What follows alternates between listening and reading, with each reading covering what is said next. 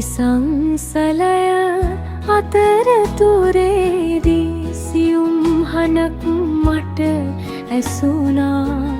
දෙවි සමිඳුන් කතා කරපු බව සිත සහනෙන් දැනුණා. නිසංසල අතරතුරේදී සියුම් හඬක් මට ඇසුණා. දෙවි සමිඳුන් කතා කරපු බව සිත සහනෙන් දැනුණා. යේසුස් ස්වාමින් වහන්සේ මෙසේ ලියා තිබේ. කනස්සල්ලු හිමින් තමාගේ උසට එකරියනක් එක් කරගන්න කවරෙකුට පුළුවන්ද කනස්සල්ලු නොවෙන්න ස්වාමින් වහන්සේට ඇහුම් කන්දී නිශ්චලව සිටින්න. ගින්නේ කුණාටුවේ දෙවිඳුන් නොසොය පර්වත බිඳ යන සුළඟේ නොසොය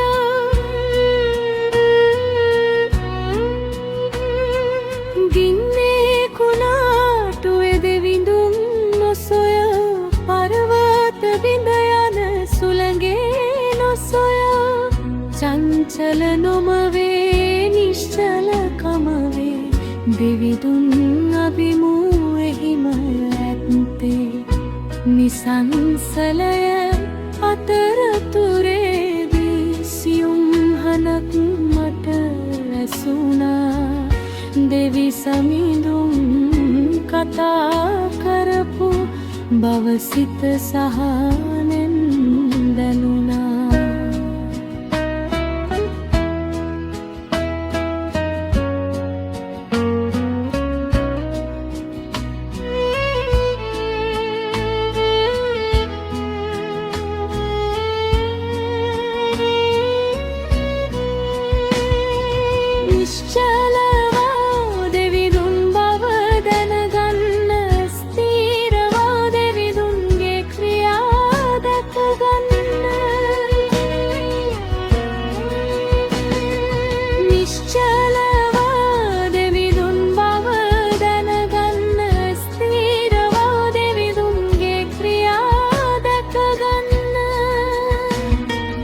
දෙවිඳුන් අපගේ ජීවයයි දෙවිඳුන් අපගේ සාමයයි.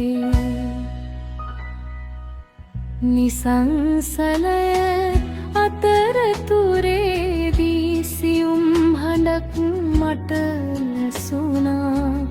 දෙවි සමිඳුන් කතා කරපු බව සිත සහනෙන් දැනුණා.